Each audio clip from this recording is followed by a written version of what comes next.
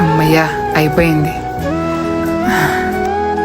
చాలా ఇష్టంతో చేసిన స్వామి నిన్ను నమ్మాలంటే మనసు రావడం లేదు, కానీ అమ్మకు తప్పదు అనుకుంటా. అన్నా ఆ? నా విగ్రహం చాలా బాగుంది. ఏందన్నా ఈ వినాయకుడు? లేదు, ఇక్కడ ఏ విగ్రహాలు అమ్మడం లేదన్నా. అదేదన్నా అన్ని విగ్రహాలు ఉన్నాయి అమ్మనంటున్నావు? అమ్మనన్నా. విగ్రహాన్ని ఎందుకమ్మవన్నా? నేను అమ్మని, మీరు పోండి అన్నా ఫస్ట్. ఇట్లయితే నేను ఎట్లా బతికేది? క్షమించు స్వామి, నిన్ను నమ్మక తప్పదు అనుకుంటా. చంద్రవాడు అట్లా మాట్లాడుతున్నాడు, వినాయకుడు అమ్మని అంటున్నాడు. అన్నా ఆ? ఇక్కడ రండి. ఏం చెప్పు. నేను వినాయకుని నమ్ముతా అన్నా, కానీ నాది కండిషన్. కండిషనా? ఏం కండిషన్? వినాయకుడిని కూర్చోబెట్టే రోజు అంగరంగ వైభవంగా కూర్చోబెడతారు, కానీ నిమజ్జనం రోజు చెల్లా చెదురుగా పడేస్తా అన్నారు.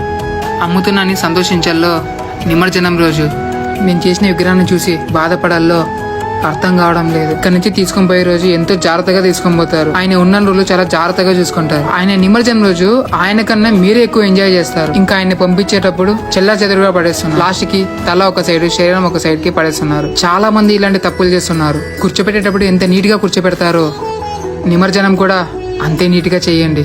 ఆయన ఎంత సంతోషంగా తెచ్చుకుంటామో ఆయన పంపించేటప్పుడు కూడా అంతే సంతోషంగా పంపించండి.